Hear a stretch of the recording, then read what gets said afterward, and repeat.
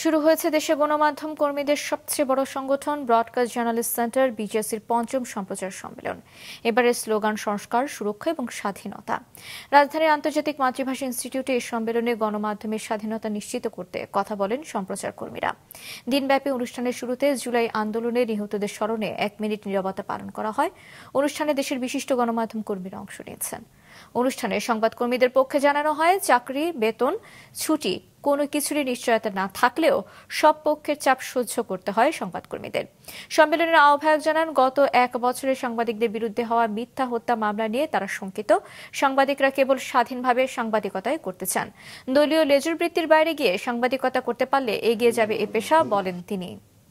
আজকেও যখন বাংলাদেশ শিরোনাম হয়, সাংবাদিকতায় বিপজ্জনক দেশের তালিকায় আছে বাংলাদেশ।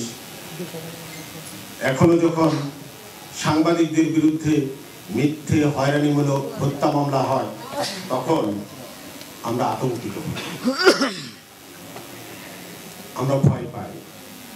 আমরা স্বাধীন সাংবাদিকতা করার ক্ষেত্রে পিছিয়ে পড়ি। আমাদের যে কাঙ্ক্ষিত যে সংস্কার, সেই সংস্কারের মধ্যে সবচেয়ে বড় জরুরি সেটা হচ্ছে, আবারও বলি, পেশাদারিত্বকে প্রতিষ্ঠিত করা। এতদিন যেভাবে গণমাধ্যম চলেছে এবং সেই গণমাধ্যমের কারণে, সেই প্রসেসের কারণে গণমাধ্যম প্রশ্নবিদ্ধ হয়েছে যে আমরা কি মানুষের কথা কতটুকু বলি আর অন্যদের কথা কতটুকু বলি।